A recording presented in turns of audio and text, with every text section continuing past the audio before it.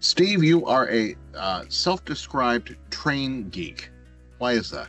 I love trains, everything about them. I'm fascinated by how trains work, what they do for us as people and as a country, and also just they're just big machines, which are kind of cool.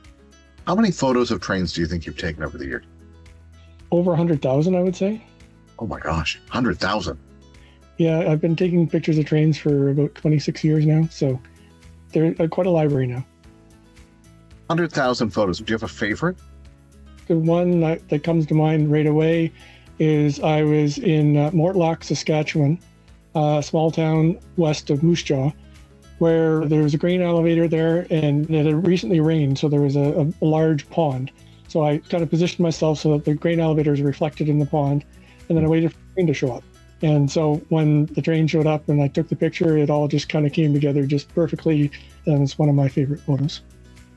100,000 photos, moving trains. What is the key to staying safe when you've got a hobby like yours?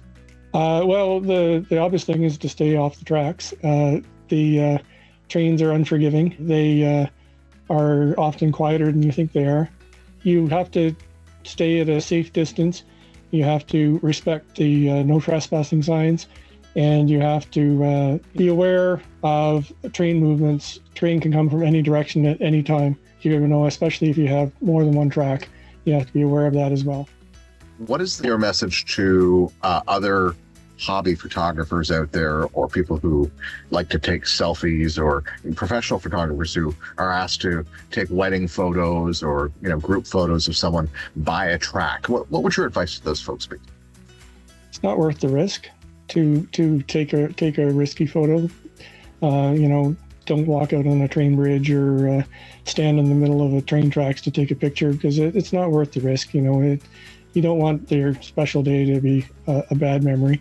There's plenty of ways to take a nice picture with train tracks or a train in the background without being too close to the tracks. Steve Boyko, the Train Geek, thank you very much for this. Thank you.